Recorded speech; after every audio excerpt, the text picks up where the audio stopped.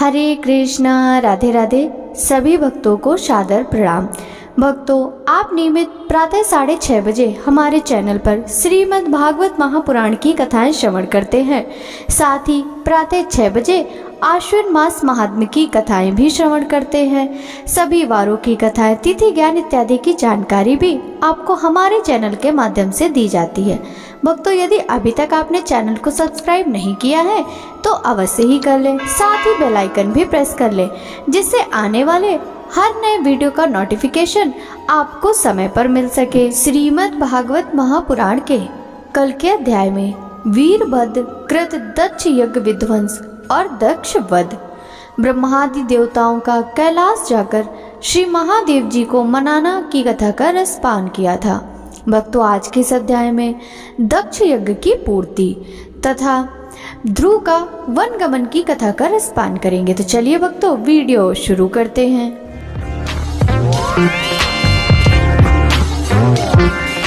श्री मैत्रेय जी कहते हैं, महाभाव विदुर जी, ब्रह्मा जी के इस प्रकार प्रार्थना करने पर भगवान शंकर ने प्रसन्नता पूर्वक हंसते हुए कहा, सुनिए। श्री महादेव जी ने कहा, प्रजापते, भगवान की माया से मोहित हुए दक्ष जैसे ना समझो के अपराध की न तो मैं चर्चा करता हूँ और न याद ही, मैं तो केवल सावधान करने के लिए उन्हें थोड़ा सा दंड दे दिया। दक्ष प्रजापति का सिर जल गया है, इसलिए उनके बकरे का सिर लगा दिया जाए। भक्तदेव मित्र देवता के नेत्रों से अपना यज्ञ भाग देखें। पूसा पिसा हुआ अन्न खाने वाले हैं, वे उसे यजमान के दांतों से भक्षण करें तथा अन्य सब देवताओं के अंग प्रत्यंग भी स्वस्थ हो जाएं, क्योंकि उन्होंने यज्ञ से बचे हुए पदार्थों को मेरा भाग निश्चित किया है। अर्धवायु आदि यज्ञिकों में से जिनकी भुजाएं टूट गई हैं, वे अश्विनी कुमार की भुजाओं से, और जिनके हाथ नष्ट हो गए हैं वे पूसा के हाथों से काम करें, और भृगु जी के बकरी की सी दाढ़ी मूंछ हो जाए। श्री मैत्रेय जी कहते हैं, वत्स विदुर, जब भगवान शंकर के वचन सुनकर सब लोग प्रसन्न चित्त से धन्य धन्य कहने लगे, फिर सभी देवता और ऋषियों ने महादेव जी से दक्ष की यज्ञशाला में पधारने की प्रार्थना की, और तब वे उन्हें तथा ब्रह्मा जी को साथ लेकर वहां गए। वहां जैसा जैसा भगवान शंकर ने कहा था उसी प्रकार सब कार्य करके उन्होंने दक्ष की धड़ से यज्ञ पशु का सिर जोड़ दिया। सिर जुड़ जाने पर रुद्रदेव की दृष्टि पड़ते ही दक्ष तत्काल सोकर जगने के समान जी उठे और अपने सामने भगवान शिव को देखा। दक्ष का शंकर द्रोह की कलिमा से कलुषित हृदय उनका दर्शन करने से शरतकालीन सरोवर के समान स्वच्छ हो गया। उन्होंने महादेव जी की स्तुति करनी चाहिए, किंतु अपनी मरी हुई बेटी सती का स्मरण हो आने से स्नेह और उत्कंठा के कारण उनके नेत्रों में आंसू भर गए। उनके मुख से शब्द न निकला। प्रेम से विवल परम बुद्धिमान प्रजापति ने जैसे तैसे अपने हृदय के आवेग को रोककर विशुद्ध भाव से भगवान शिव की स्तुति करनी आरंभ की। दक्ष ने कहा, भगवान, मैं आपका अपराध किया था, किंतु आपने उसके बदले में मुझे दंड के द्वारा शिक्षा देकर बड़ा ही अनुग्रह किया है। अहो, आप और श्री हरि तो आचारहीन नाम मात्र के ब्राह्मणों की भी उपेक्षा नहीं करते, फिर हम जैसे यज्ञ यागादि करने वालों को क्यों भूलेंगे। विभो, आपने ब्रह्मा होकर सबसे पहले आत्म तत्व की रक्षा के लिए अपने मुख से विद्या, तप और व्रत आदि के धारण करने वाले ब्राह्मणों को उत्पन्न किया था। जैसे चरवाहा लाठी लेकर गौओं की रक्षा करता है, उसी प्रकार आप उन ब्राह्मणों की सब विपत्तियों से रक्षा करते हैं। मैं आपके तत्व को नहीं जानता था, इसी से मैंने भरी सभा में आपको अपने वांग बाणों से भेदा था, किंतु आपने मेरे उस अपराध का कोई विचार नहीं किया। मैं तो आप जैसे पूज्यतम महानुभाव का अपराध करने के कारण नरक आदि नीच लोकों में गिरने वाला था, परंतु आपने अपनी करुणा भरी दृष्टि से मुझे उबार दिया। अब भी आपको प्रसन्न करने योग्य मुझ में कोई गुण नहीं है, बस अब आप अपने ही उदारतापूर्ण बर्ताव से मुझ पर प्रसन्न हो। श्री मैत्रेय जी कहते हैं, आशुतोष शंकर से इस प्रकार अपना अपराध क्षमा कराकर दक्ष ने ब्रह्मा जी के कहने पर उपाध्याय, ऋत्विज आदि की सहायता से यज्ञ कार्य आरंभ किया। तब ब्राह्मणों ने यज्ञ संपन्न करने के उद्देश्य से रुद्रगण संबंधी भूत पिशाचों के संसर्ग जनित दोष की शांति के लिए 3 पात्रों में विष्णु भगवान के लिए तैयार किए हुए पुरोडास नामक चरु का हवन किया। विदुर जी, उसी हवि को हाथ में लेकर खड़े हुए अर्धवर्यु के साथ यजमान दक्ष ने ज्यों ही विशुद्ध चित्त से श्री हरि का ध्यान किया, त्यों ही सहसा भगवान वहां प्रकट हो गए। बहत और रथंतर नाम श्याम स्रोत जिनके पंख हैं, उन गरुण जी के द्वारा समीप लाए हुए भगवान ने 10 दिशाओं को प्रकाशित करती हुई अपनी अंग कांति से सब देवताओं का तेज हर लिया। उनके सामने सबकी कांति फीकी पड़ गई, उनका श्याम बढ़ता, कमर में स्वर्ण की करधनी तथा पीताम्बर सुशोभित थे। सिर पर सूर्य के समान दीप्यमान मुकुट था। मुख कमल भौरों के समान नीली अलकावली और कांतिमय कुंडलों से शोभायमान था। उनके सुवर्णमय आभूषणों से विभूषित 8 भुजाएं थी, जो भक्तों की रक्षा के लिए सदा उद्धत रहती थी।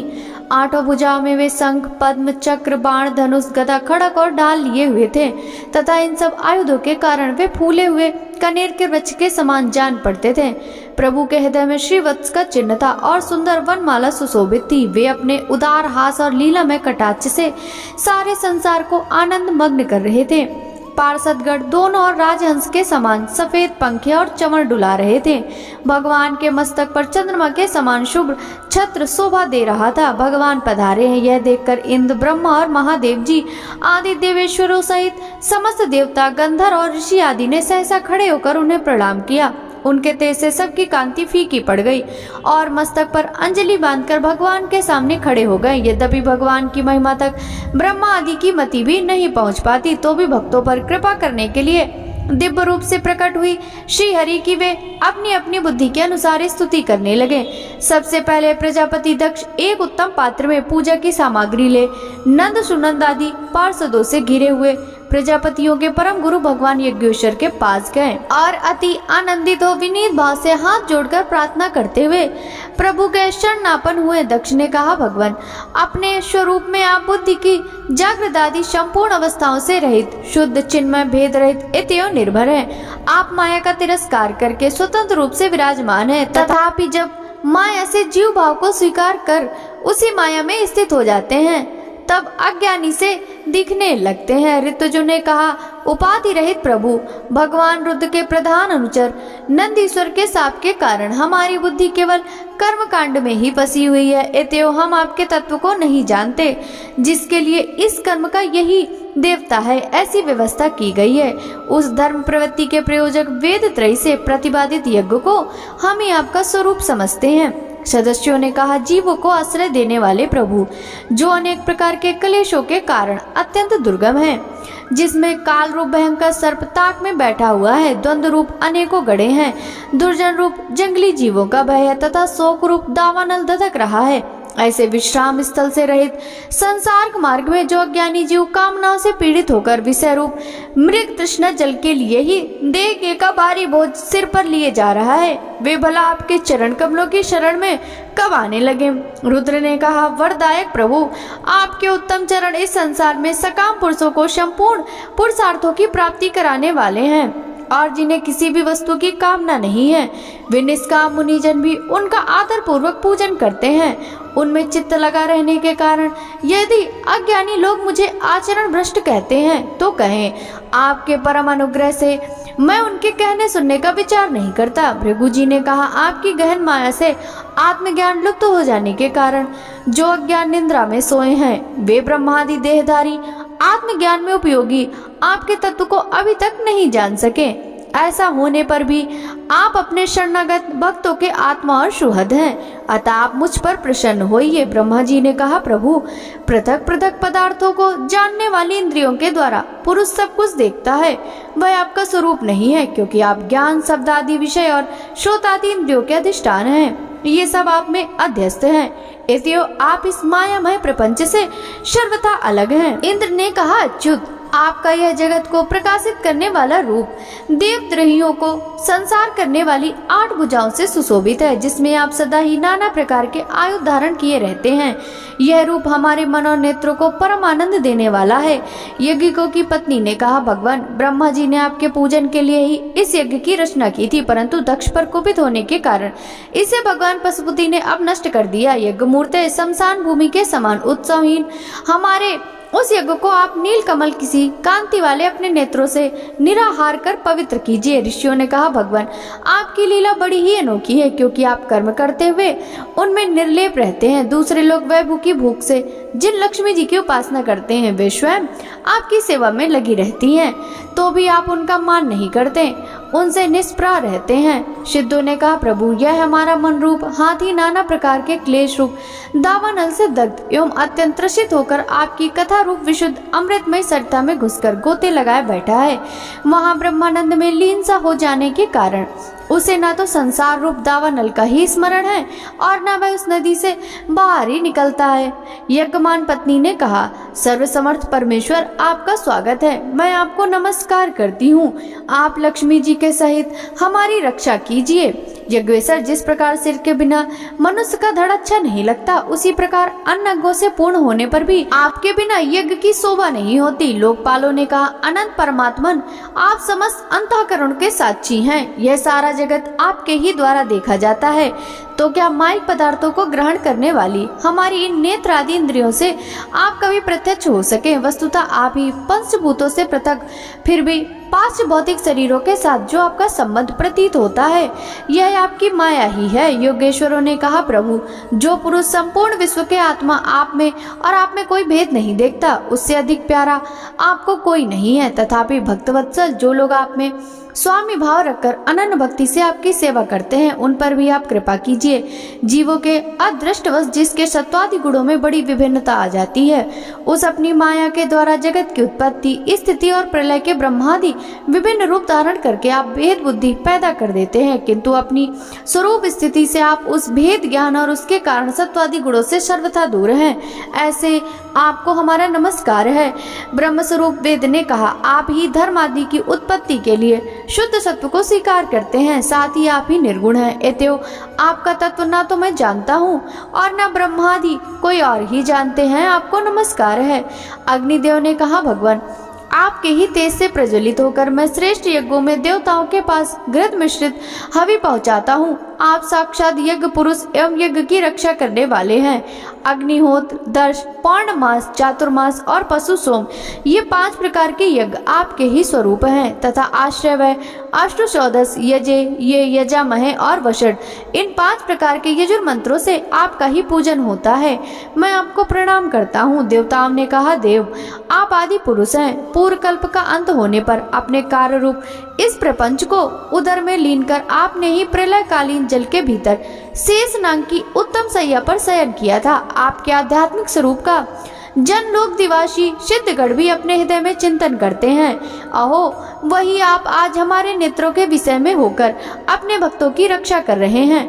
गंधर्वों ने कहा, देव, मरीचि आदि ऋषि और ये ब्रह्मा, इंद्र आदि रुद्रादि देवतागण आपके अंश के भी अंश हैं। महत्तम, यह संपूर्ण विश्व आपके खेल की सामग्री है। नाथ, ऐसे आपको हम सर्वदा प्रणाम करते हैं। विद्याधरों ने कहा, प्रभु, आप परम पुरुषार्थ की प्राप्ति के लिए साधन रूप इस मानव देव को पाकर भी जीव आपकी माया से मोहित होकर इसमें मैं मेरेपन का अभिमान कर लेता, फिर वह दुर्बुद्धि अपने आत्मियों से तिरस्कृत होने पर भी असत विषयों की लालसा करता रहता है। किंतु ऐसी अवस्था में जो आपके कथनामृत का सेवन करता है, वह इस अंतःकरण के मोह को सर्वथा त्याग देता है। ब्राह्मणों ने कहा, भगवान, आप ही यज्ञ, आप ही हवि, आप ही अग्नि हैं, स्वयं आप ही मंत्र हैं, आप ही समिधा, कुशा और यज्ञ पात्र हैं, आप ही सदस्य, ऋत्विज, यजमान और उसकी धर्म पत्नी, देवता, अग्निहोत्र, स्वधा, सोमरस, घृत और पशु हैं। वेद मूर्ते, यज्ञ और उसका संकल्प दोनों आप ही हैं। पूर्व काल में आप ही अति विशाल वराह रूप धारण करके रसातल में डूबी हुई पृथ्वी को लीला से ही अपनी डाढ़ों पर उठाकर इस प्रकार निकाल लाए थे, जैसे कोई गजराज कमलनी को उठाकर लाता है। उस समय आप धीरे धीरे गरज रहे थे और योगीगण आपका यह अलौकिक पुरुषार्थ देखकर आपकी स्तुति करते जाते थे। यज्ञेश्वर, जब लोग आपके नाम का कीर्तन करते हैं तब यज्ञ के सारे विघ्न नष्ट हो जाते हैं। हमारा यह यज्ञ स्वरूप सत्कर्म नष्ट हो गया था, अतः हम आपके दर्शनों की इच्छा कर रहे थे। अब आप हम पर प्रसन्न होइए, आपको नमस्कार है। श्री मैत्रेय जी कहते हैं, भैया विदुर, इस प्रकार जब सब लोग यज्ञ रक्षक भगवान ऋषिकेश की स्तुति करने लगे, तब परम चतुर दक्ष ने रुद्र पार्षद वीरभद्र के विध्वंस किए हुए यज्ञों को फिर आरंभ किया। सर्वंतर्यामी श्री हरि यो तो सभी के भागों के भोक्ता हैं, तथापि त्रिपकाल पुरोडास रूप अपने भाग से भी प्रसन्न होकर उन्होंने दक्ष को संबोधन करके कहा। श्री भगवान ने कहा, जगत का परम कारण मैं ही ब्रह्मा और महादेव हूँ। मैं सबका आत्मा, ईश्वर और साक्षी हूँ तथा स्वयं प्रकाश और उपाधि शून्य हूँ। विप्रवर, अपनी त्रिगुणात्मिका माया को स्वीकार करके मैं ही जगत का रचना, पालन और संहार करता हूँ। और मैंने ही उन कर्मों के अनुरूप ब्रह्मा विष्णु शंकर ये नाम धारण किए हैं। ऐसा ही भेद रहित विशुद्ध परम ब्रह्म मैं हूँ। उसी में अज्ञानी पुरुष ब्रह्मा रुद्र तथा अन्य समस्त जीवों को विभिन्न रूप से देखता है। जिस प्रकार मनुष्य अपने सिर और हाथ आदि अंगों में ये मुझ में भिन्न है, ऐसी बुद्धि कभी नहीं करता, उसी प्रकार मेरा भक्त प्राणी मात्र को मुझ में भिन्न नहीं देखता। ब्राह्मण, हम ब्रह्मा विष्णु और महेश्वर तीनों स्वरूपता एक ही हैं और हम संपूर्ण जीव रूप, अतः जो हमने कुछ भी भेद नहीं देखता वह शांति प्राप्त करता है। श्री मैत्रेय जी कहते हैं, भगवान के इस प्रकार आज्ञा देने पर प्रजापतियों के नायक दक्ष ने उनका त्रिकपाल यज्ञ के द्वारा पूजन करके फिर अंगभूत और प्रधान दोनों प्रकार के यज्ञों से अन्य सब देवताओं का अर्चन किया। फिर एकाग्रचित्त हो भगवान शंकर का यज्ञ शेष रूप उनके भाग से यजन किया तथा समाप्ति में किए जाने वाले उदवसान नामक कर्म से अन्न सोम पाई एवं दूसरे देवताओं का यजन कर यज्ञ का उपसंहार किया और अंत में ऋतजों के सहित अभ्रत स्नान किया। फिर जिन्हें पुरुषार्थ से ही सब प्रकार की सिद्धियां प्राप्त थी, उन दक्ष प्रजापतियों को तुम्हारी सदा धर्म में बुद्धि रहे, ऐसा आशीर्वाद देकर सब देवता स्वर्ग लोक को चले गए। विदुर जी, सुना है कि दक्षता सती ने इस प्रकार अपना पूर्ण शरीर त्याग कर फिर हिमालय की पत्नी मेना के गर्भ से जन्म लिया। जिस प्रकार प्रलय काल में लीन हुई शक्ति सृष्टि के आरंभ में फिर ईश्वर का ही आश्रय लेती है, उसी प्रकार अन्नपरायणा श्री अंबिका जी ने उस जन्म में भी अपने एकमात्र आश्रय और प्रीतम भगवान शंकर को ही वरण किया। विदुर जी, दक्ष यज्ञ का विध्वंस करने वाले भगवान शिव का यह चरित्र मैंने बृहस्पति के शिष्य परम भागवत उद्धव जी के मुख से सुना था। कुरुनंदन, श्री महादेव जी का यह पावन चरित्र यश और आयु को बढ़ाने वाला तथा पाप पुंज को नष्ट करने वाला है। जो पुरुष भक्ति भाव से इसका नित्य प्रति श्रवण और कीर्तन करता है वह अपनी पाप शक्ति का नाश कर देता है। श्री मैत्रेय जी कहते हैं, शत्रुसूदन, विदुर जी, सनकादि, नारद, ऋभु, हंस, अरुणि और यति ब्रह्मा जी के नैष्ठिक ब्रह्मचारी पुत्रों ने गृहस्थ आश्रम में प्रवेश नहीं किया। अधर्म भी ब्रह्मा जी का ही पुत्र था। उसकी पत्नी का नाम था मृषा, उसके दम्भ नामक पुत्र और माया नाम की कन्या हुई। उन दोनों ने निरति को ले लिया क्योंकि उसके कोई संतान नहीं थी। दम्भ और माया से लोभ और सठता का जन्म हुआ, उनसे क्रोध और हिंसा तथा कलह और उसकी बहन गाली उत्पन्न हुए। साधु शिरोमणि फिर दुरुक्ति से कली ने भय और मृत्यु को उत्पन्न किया तथा उन दोनों के संयोग से यातना नरक का जोड़ा उत्पन्न हुआ। निष्पाप विदुर जी, इस प्रकार मैंने संक्षेप में तुम्हें प्रलय का कारण रूप यह अधर्म का वंश सुनाया। यह अधर्म का त्याग कराकर पूर्ण संपादन में हेतु बनता है। इतः इसका वर्णन 3 बार सुनकर मनुष्य अपने मन की मलिनता दूर कर देता है। कुरुनंदन, अब मैं श्री हरि के अंश उत्पन्न हुए पवन कीर्ति महाराज स्वयंभू मनु के पुत्रों के वंश का वर्णन करता हूँ। महारानी शत्रुपा और उनके पति स्वयंभू मनु से प्रिव्रत और उत्तानपाद ये 2 पुत्र हुए। भगवान वासुदेव की कला से उत्पन्न होने के कारण ये दोनों संसार की रक्षा में तत्पर रहते थे। उत्तानपाद के सुनीति और सुरुचि नाम की 2 पत्नियां थी। उनमें सुरुचि राजा को अधिक प्रिय थी। सुनीति, जिसका पुत्र ध्रुव था, उन्हें वैसी प्रिय नहीं थी। एक दिन राजा उत्तानपाद सुरुचि के पुत्र उत्तम को गोद में बिठाकर प्यार कर रहे थे। उसी समय ध्रुव ने भी गोद में बैठना चाहा, परंतु राजा ने उसका स्वागत नहीं किया। उस समय घमंड से भरी हुई सुरुचि ने अपनी सौत के पुत्र ध्रुव को महाराज की गोद में आने का यत्न करते देख उनके सामने उससे ढा भरे शब्दों में कहा, बच्चे, तू राज सिंहासन पर बैठने का अधिकारी नहीं है, तू भी राजा का ही बेटा है। इससे क्या हुआ? तुझको मैंने तो अपनी कोख से नहीं धारण किया, तू अभी नादान है। तुझे पता नहीं कि तूने किसी दूसरी स्त्री के गर्भ से जन्म लिया, तभी तो ऐसे दुर्लभ विषय की इच्छा कर रहा है। यदि तुझे राज सिंहासन की इच्छा है तो तपस्या करके परम पुरुष श्री नारायण की आराधना कर और उनसे उनकी कृपा से मेरे गर्भ में आकर जन्म ले। श्री मैत्रेय जी कहते हैं, विदुर जी, जिस प्रकार डंके की चोट खाकर सांप फुफकार मारने लगता है, उसी प्रकार अपनी सौतेली माँ के कठोर वचनों से घायल होकर ध्रुव के कोद भरे मारे लंबी लंबी सांस लेने लगा। उसके पिता चुपचाप यह सब देखते रहे, मुंह से एक शब्द भी नहीं बोले। तब पिता को छोड़कर ध्रुव रोता हुआ अपनी माता के पास आया। उसके दोनों होंठ फड़क रहे थे और वह सिसक सिसक कर रो रहा था। सुनीति ने बेटे को गोद में उठा लिया और जब महल के दूसरे लोगों से अपनी सौत की सुरुचि की कही हुई बातें सुनी, तब उसे भी बड़ा दुख हुआ। उसका धीरज टूट गया। वह दावानल से जली हुई बेल के समान शोक से संतप्त होकर मुरझा गई तथा विलाप करने लगी। सौत की बातें याद आने से उसके कमल सरीखे नेत्रों में आंसू भर आए। उस बेचारी को अपने दुख का कहीं अंत नहीं दिखाई देता था। उसने गहरी सांस लेकर ध्रुव से कहा, बेटा, तू दूसरे के लिए किसी प्रकार की अमंगल की कामना मत कर। जो मनुष्य दूसरों को दुख देता है उसे स्वयं ही उसका फल भोगना पड़ता है। सुरुचि ने जो कुछ कहा ठीक ही है, क्योंकि महाराज को मुझे अपनी पत्नी तो क्या दासी स्वीकार करने में भी लग जाती है। तू मुझ मंदगामिनी के गर्भ से ही जन्म लिया है और मेरे ही दूध से पला है बेटा।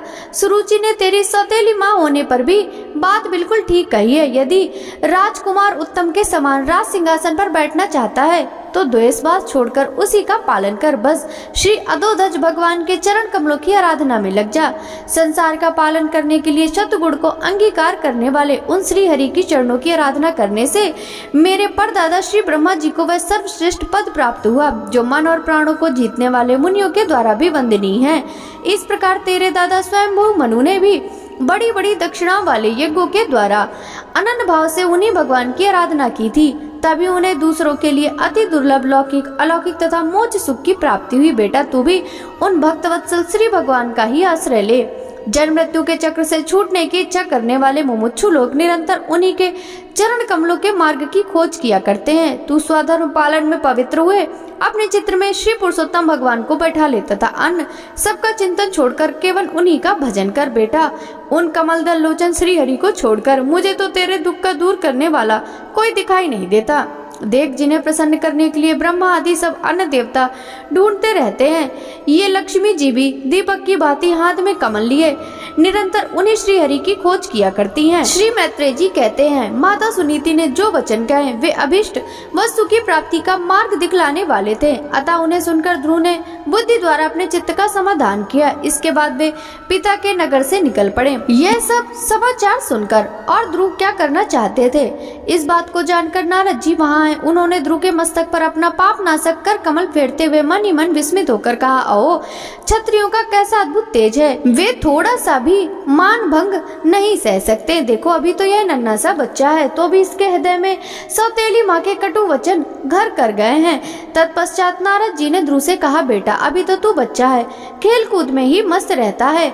हम नहीं समझते कि उस उम्र में किसी बात से तेरा सम्मान या अपमान हो सकता है। यदि तुझे मान अपमान का विचार ही हो तो बेटा असल में मनुष्य के असंतोष का कारण मोह के सिवा कुछ नहीं है। संसारी मनुष्य अपने कर्मानुसार ही मान अपमान या सुख दुख आदि को प्राप्त होता है। तात भगवान की गति बड़ी विचित्र है, इसलिए उस पर विचार करके बुद्धिमान पुरुष को चाहिए कि दैवश उसे जैसी भी परिस्थिति का सामना करना पड़े उसी में संतुष्ट रहे।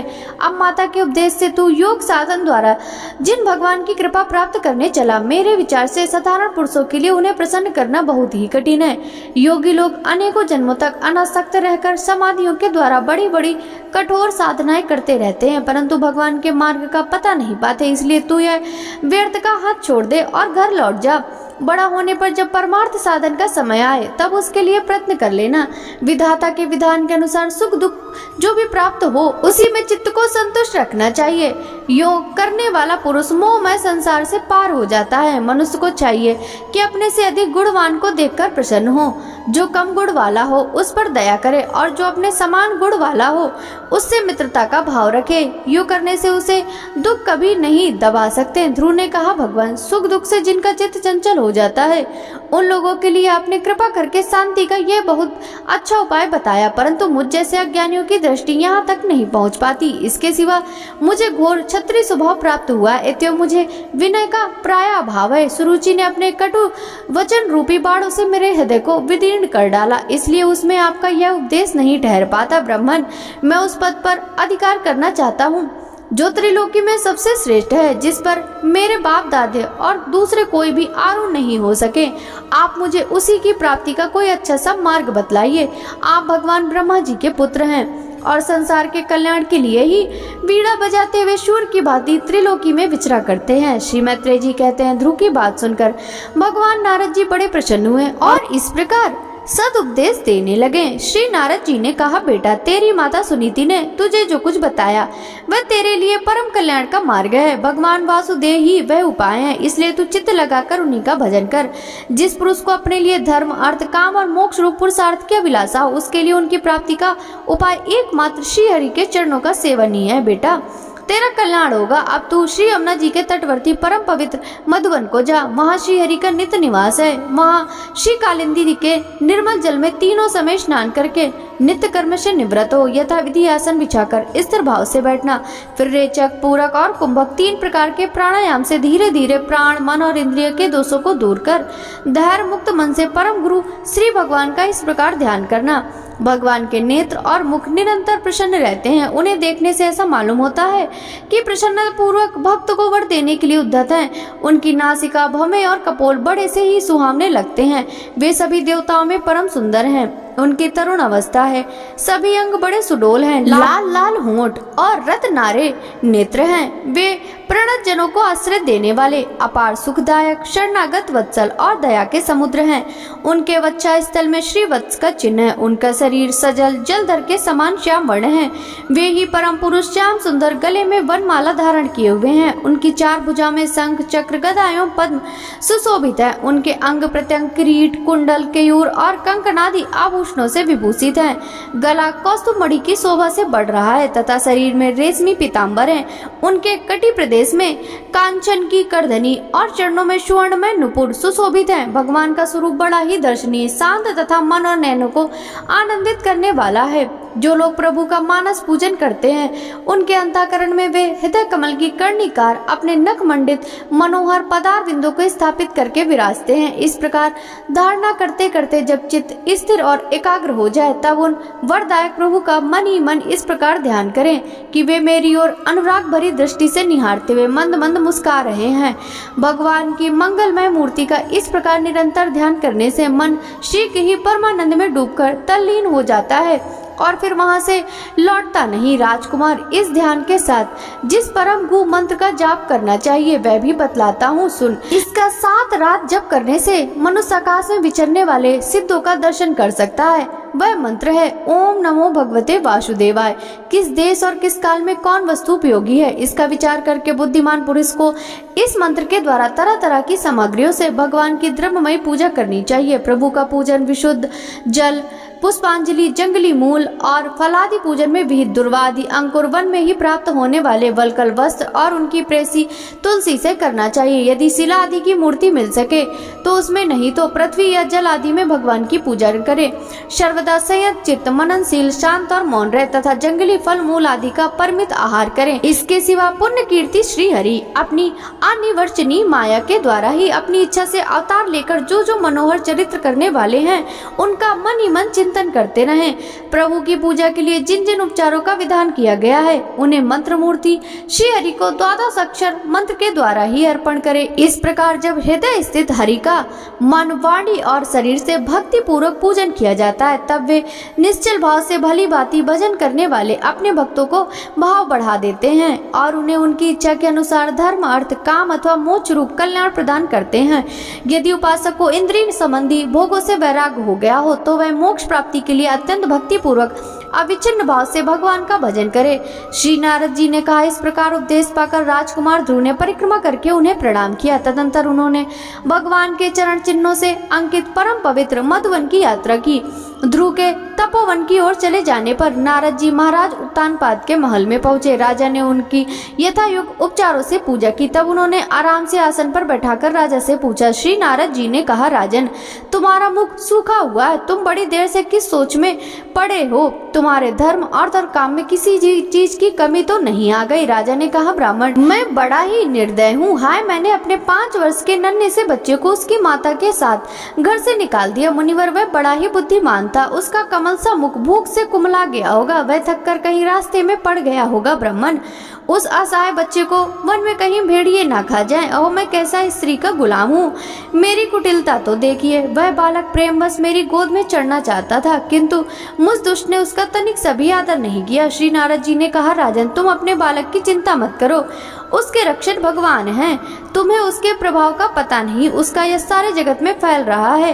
वह बालक बड़ा समर्थ है। जिस काम को बड़े बड़े लोकपाल भी नहीं कर सके उसे पूरा करके वह शीघ्र ही तुम्हारे पास लौट आएगा।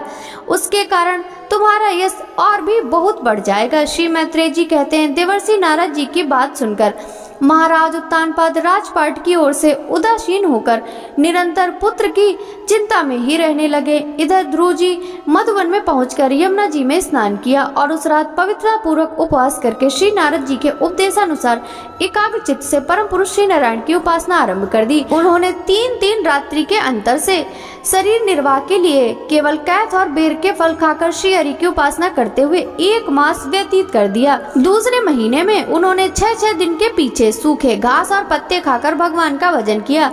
तीसरा महीना 9 दिन पर केवल जल पीकर समाधि योग के द्वारा श्री हरि की आराधना करते हुए बिताया। चौथे महीने में उन्होंने श्वास को जीतकर 12 दिनों के भीतर केवल वायु पीकर ध्यान योग द्वारा भगवान की आराधना की। 5वां मास लगने पर राजकुमार ध्रुव श्वास को जीतकर परम ब्रह्म का चिंतन करते हुए एक पैर से खंबे के समान निश्चल भाव से खड़े हो गए। उस समय उन्होंने शब्द आदि विषय और इंद्रियों के नियामक अपने मन को सब ओर से खींच लिया। हृदय स्थित हरि के स्वरूप का चिंतन करते हुए चित्त को किसी दूसरी ओर न जाने दिया। जिस समय उन्होंने महदादि संपूर्ण तत्वों के आधार तथा प्रकृति और पुरुष के भी अधीश्वर परम ब्रह्म की धारणा की, उस समय तीनों लोग कांप उठे। जब राजकुमार ध्रुव एक पैर से खड़े हुए तब उनके अंगूठे से दबकर आधी पृथ्वी इस प्रकार झुक गई जैसे किसी गजराज के चढ़ जाने पर नाव पद पर दाईं बाईं ओर डगमगाने लगती है। ध्रुव जी अपने इंद्रिय द्वार तथा प्राणों को रोककर अनन्य बुद्धि से विश्वात्मा श्री हरि का ध्यान करने लगे। इस प्रकार उनकी समष्टि प्राण से अभिन्नता हो जाने के कारण सभी जीवों का श्वास प्रवास रुक गया। इससे समस्त लोक और लोकपालों को बड़ी पीड़ा हुई। वे सब घबराकर श्री हरि के शरण में गए। देवताओं ने कहा, भगवान, समस्त स्थावर जंगम जीवों के शरीर का एक प्राण एक साथ ही रुक गया। ऐसा तो हमने पहले कभी अनुभव नहीं किया। आप शरणागतों की रक्षा करने वाले हैं, अपनी शरण में आए हुए हम लोगों को इस दुख से छुड़ाइए। श्री भगवान ने कहा, देवताओं, तुम डरो मत। उत्तानपाद के पुत्र ध्रुव ने अपने चित्त को मुझ विश्वात्मा में लीन कर दिया। इस समय मेरे साथ उसकी अभेद धारणा सिद्ध हो गई। इसी से उसके प्राण निरोध से तुम सबका प्राण भी रुक गया। अब तुम अपने अपने लोगों को जाओ, मैं उस बालक को इस दुष्कर्तव्य से निवृत्त कर दूंगा। श्री मैत्रेय जी कहते हैं, विदुर जी, भगवान के इस प्रकार आश्वासन देने से देवताओं का भय जाता रहा और वे उन्हें प्रणाम करके स्वर्ग लोक को चले गए। भक्तों, आगे की कथा का वृतांत हम कल के अध्याय में श्रवण करेंगे। श्रीमद् भागवत महापुराण की यह कथा यदि आपको अच्छी लगी हो तो वीडियो को लाइक कर ज्यादा से ज्यादा भक्तों के साथ शेयर कीजिएगा। साथ ही वीडियो के कमेंट बॉक्स में जय जय श्री हरि विष्णु जरूर लिखेगा, जिससे भगवान विष्णु की कृपा दृष्टि सदा सर्वदा आप सभी पर इसी प्रकार बनी रहे। आपसे मिलते हैं श्रीमद् भागवत महापुराण के कल के अध्याय की कथा के साथ। तब तक सभी भक्तों को हरे कृष्णा, राधे राधे, हर हर महादेव।